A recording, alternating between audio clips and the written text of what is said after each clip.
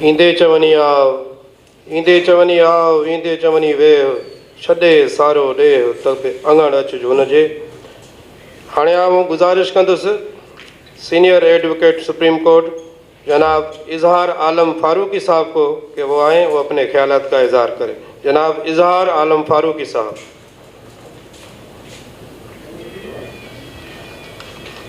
बिस्मिल्लाहिर्रहमानिर्रहीम। मोअज़्ज़ज़ नाज़रीन और सामीन, आज का टॉपिक है स्ट्रॉन्ग प्रोविंसेस स्ट्रॉन्ग पाकिस्तान।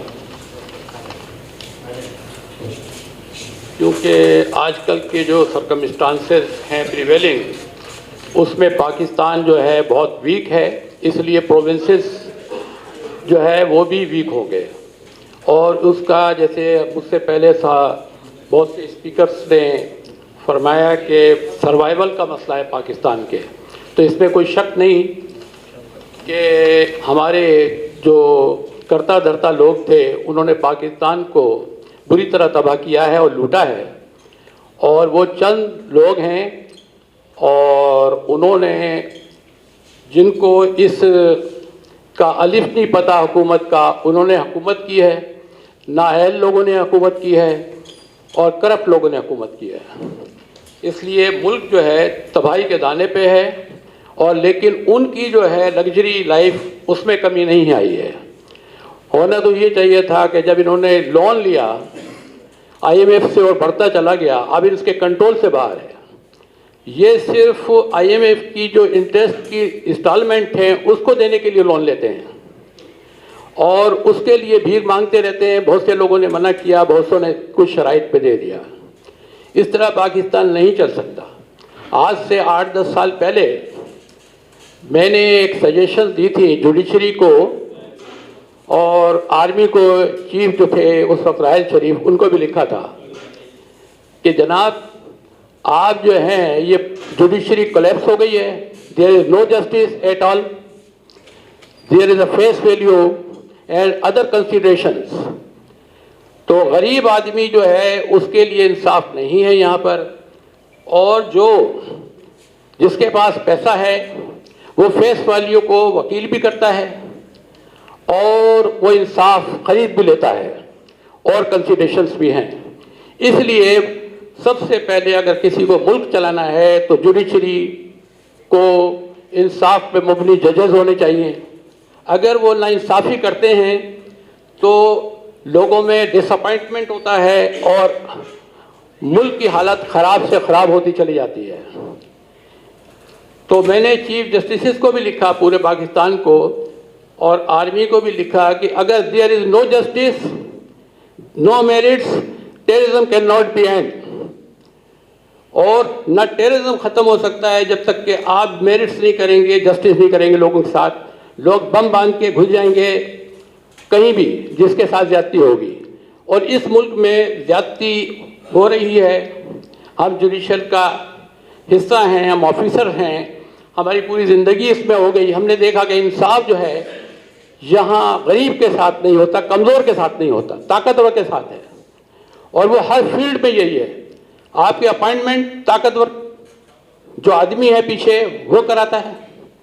आप मेरिट्स पे जाते हैं, मायूसी होती है। तो यहाँ से क्रीम भी निकल गई है, अब गधे रह गए हैं। अब गधे जो है यहाँ पर हुकूमत नहीं कर सकते, उनका दिमाग भी जो है वो गधों वाला है और वो इंटेलेक्चुअल नहीं है। लिहाजा वो मुल्क में ख़राबी पैदा इसीलिए हुई है कि एक तो हम जो टॉपिक है कि हमारे 5 प्रोविंस थे, अभी 4 रह गए हैं। और वो जो सबसे बड़ा प्रोविंस था ईस्ट पाकिस्तान, वो अलग जो है वो कैसे हुआ? इन लोगों ने उनको डिग्रेड किया, नेगलेक्ट किया और उनको लायबिलिटी समझा और वो उनमें नफरत पैदा हुई। जब वो इलेक्शन हुए तो वहाँ का जो है अक्सरियत से वो जीती पार्टी, उसको गद्दार करार कह दिया। अगर आप गद्दार था तो इलेक्शन क्यों कराया? आपने हिस्सा नहीं लेने देते।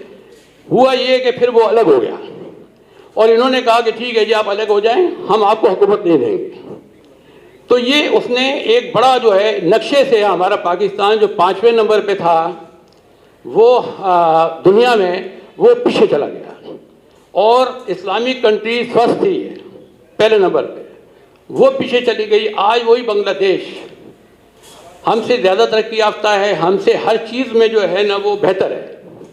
हम तो ये सोच रहे थे कि शायद कुछ इनको शर्म आएगी और कुछ ऐसे काम करेंगे कि बांग्लादेश वाले पछताएंगे कि हम पाकिस्तान से आके मिल जाते हैं, हम यहाँ तंग हैं। लेकिन आज वो बहुत खुश हैं। आज हम लोग सोचते हैं कि बांग्लादेश से जाके मिल जाएं, या पाकिस्तान क्यों बना, इससे बेहतर तो इंडिया था। ये इन्होंने सोचने पे मजबूर किया है। इसलिए आज वो हमें ताने दे रहा है इंडिया कि जनाब आप उसकी बात करते हैं कश्मीर की। कश्मीर जो है आप उसको छोड़ें, आप अपने सूबे तो संभालें, आपसे वो नहीं संभाले जा रहे। आपने ईस्ट पाकिस्तान बना दिया, वो आज आपसे ज़्यादा तरक्की कर रहा है। आपके पास है क्या आप भीख मांगने के अलावा? और ये ट्रिलियंस में जो रुपए हैं, मैंने कैलकुलेशन की थी तो उसमें वो नहीं हो सका। वो मतलब पेमेंट जो है वो ये कर नहीं सकते किसी सूरत में। तो मैंने इनको एक सजेशन और दी थी, जैसे इन्होंने कहा कि पाकिस्तान, अभी मुझसे पहले जो जमाली साहब आए, कि पाकिस्तान जो है इसके चलने का उनको नज़र नहीं आता कि ये चल सकेगा, और वाकई नहीं चल सकेगा।